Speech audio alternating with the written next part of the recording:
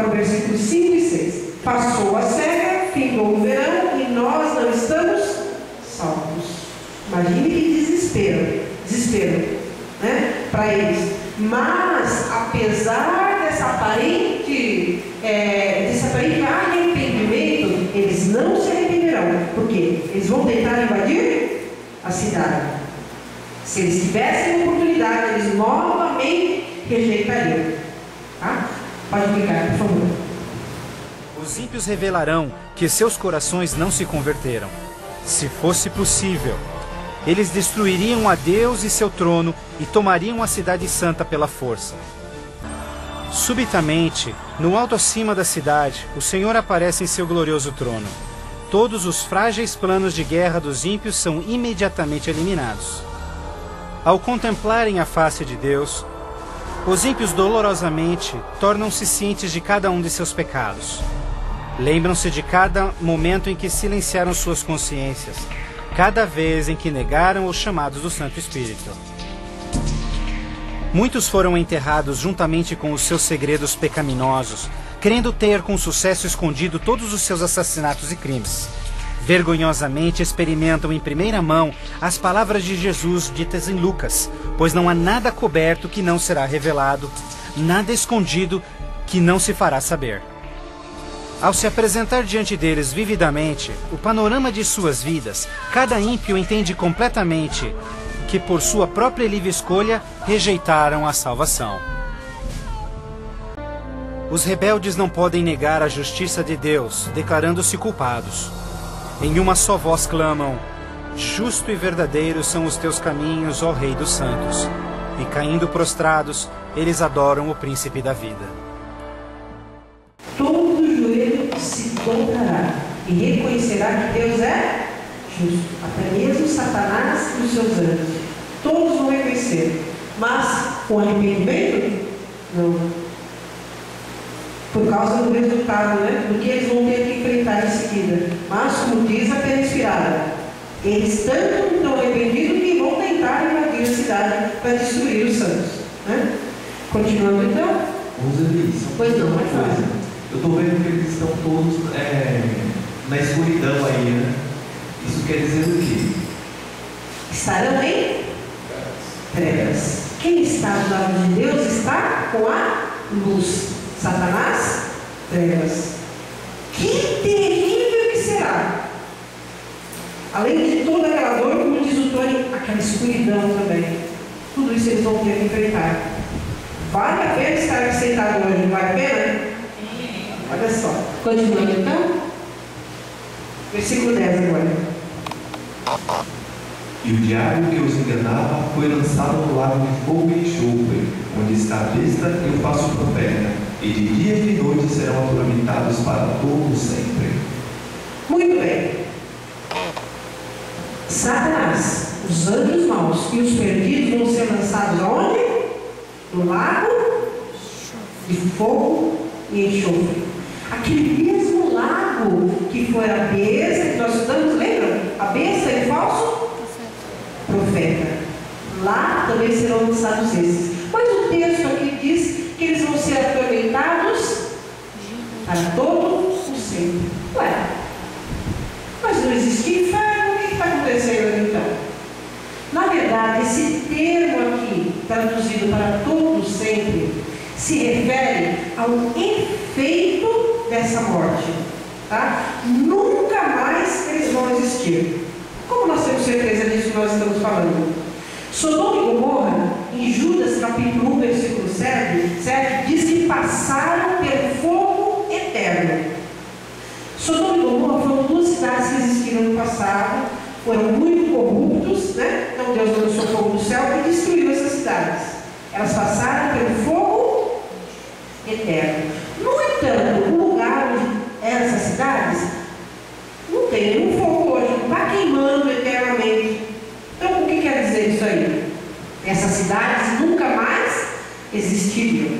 Tá? E se nós lermos lá em Lamentações 4, versículo 6, diz que Sodoma, ela foi subvertida, foi destruída em quanto tempo? Um momento. Não foi pela eternidade. Então, esse para todo sempre é um efeito. Sodoma e Gomorra nunca mais vão existir. Os ímpios vão ser lançados no lago de fogo. Isso quer dizer, eles nunca mais vão existir, tá? E nós lemos outras passagens que confirmam isso, que os ímpios vão ser destruídos e não vão existir mais. Salmos 37, olha lá, diz que os ímpios vão perecer e vão ser aniquilados e desfeitos como fumaça. A fumaça ela sobe no ar, ela fica até densa, né? Mas ela vai se espalhando, se dissipando, de repente sumiu a fumaça. É assim que será a morte do ímpio.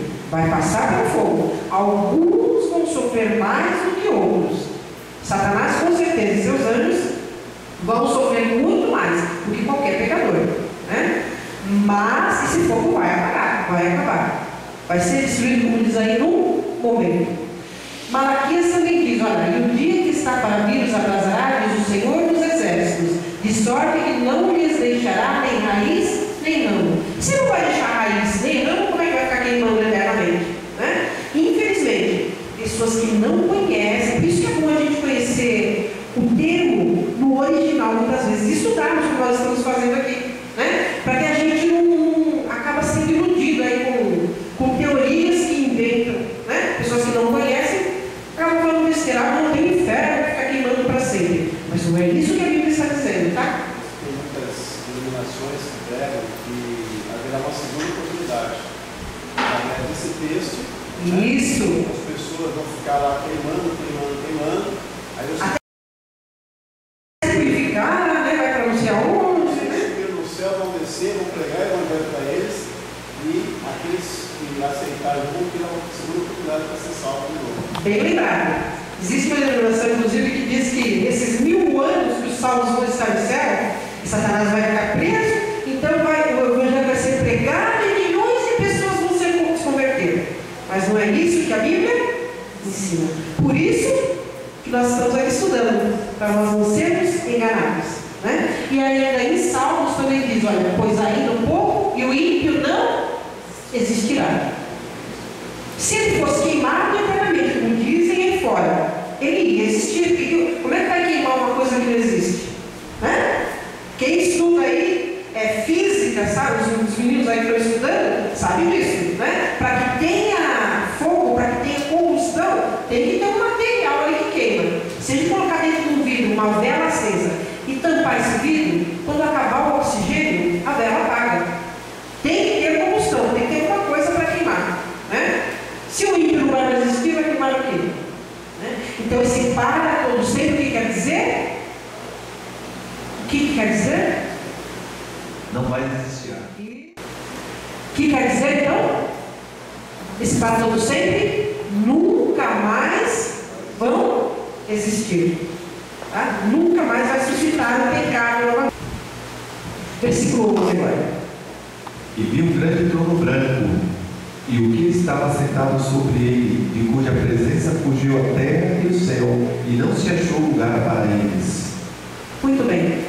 Há um conflito, uma guerra de tronos. De um lado, o trono da luz, da verdade, dirigida por Jesus. Do outro lado, o trono das trevas, da mentira, dirigida por Satanás e seus anjos. Mas, que trono é que vai prevalecer, como diz a Bíblia, a palavra de Deus? O trono de Deus, o trono da verdade. Amém por isso. Continuando. Versículos agora 12 e 15. E vi os mortos, grandes e pequenos, que estavam diante de Deus, e abriram seus livros. E abriu-se outro livro, que é o da vida, e os mortos foram julgados pelas coisas que estavam escritas nos livros, segundo as suas obras. E deu ao mar os mortos que nele havia, e a morte e o inferno deram os mortos que neles havia, e foram julgados cada um segundo as suas obras. E a morte e o inferno foram lançados no lago de fogo. Esta é a segunda morte. E aquele que não foi achado escrito no livro da vida foi lançado no lago de fogo. Muito bem. Novamente aí João volta a falar desse período da cidade santa descer, né? E os ímpios forem ressuscitados. Então eles foram invadir a cidade, desce fogo dos céus com sol. Tá? Vamos relembrar, recordar, então pode clicar aí. Nós temos novamente aí o gráfico, então. Derramamento do quê? Das 7 pragas que nós já estudamos. Jesus aparece lá no céu. Aqui na terra, quem é ressuscitado? Os salvos. Os ímpios nessa hora morrem, né? Vai ter terremoto, tudo caindo, e a glória de Jesus, que é muito grande, né? Eles não vão ser transformados em novos espíritos e vão morrer, né? Os ímpios morrem, os justos ressuscitados, juntamente com os vivos, que serão transformados, vão encontrar com Jesus os ares e vão para o céu, né? Ficar lá por 1000 anos, né? E não ter à minha disposição o livro onde foi utilizado para o julgamento dos ímpios. A terra estará desolada, Satanás não vai ter a quem deitar, e os ímpios então julgados. Depois de 1000 anos, Cristo, os salvos, os santos, a nova Jerusalém, desce do céu, ataviada, como diz João, como uma noiva com o seu marido, né? Acontece então a segunda ressurreição. A ressurreição de quem? Dos ímpios, né? Ocorre aí a segunda morte. E para essa segunda morte não tem ressurreição, não tem esperança, não tem salvação. Depois disso, então, o mesmo fogo que destrói os ímpios purifica a terra. Nós vamos ver agora o que diz a Pena Inspirada sobre esse período.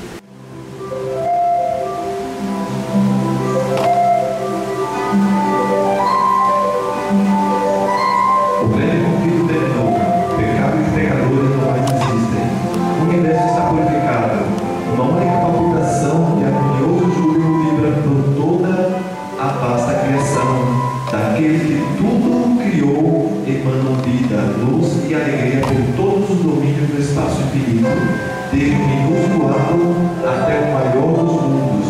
Todas as coisas, animadas e inanimadas, em sua serena beleza e perfeito gozo, declaram que Deus é amor. Amém. Gente, que gostoso. Eu queria estar vivendo esse momento maravilhoso. Que gostoso vai ser, né?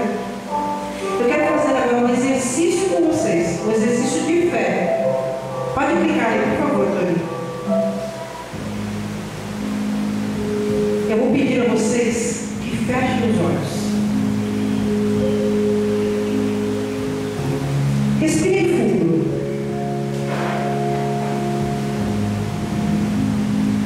Novamente, respire bem fundo, bem calmo, bem tranquilo.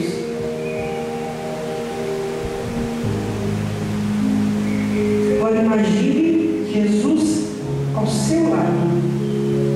Ele está ao seu lado. Escute a sua voz.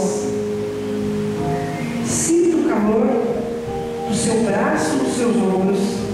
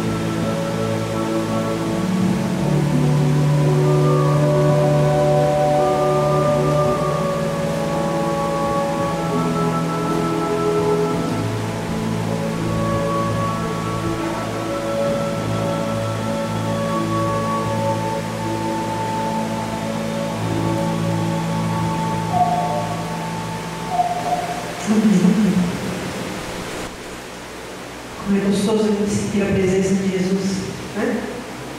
Alivia a nossa alma, a gente fica até mais leve. Muito em breve, nós podemos fazer parte desse mundo maravilhoso que Jesus nos tem preparado.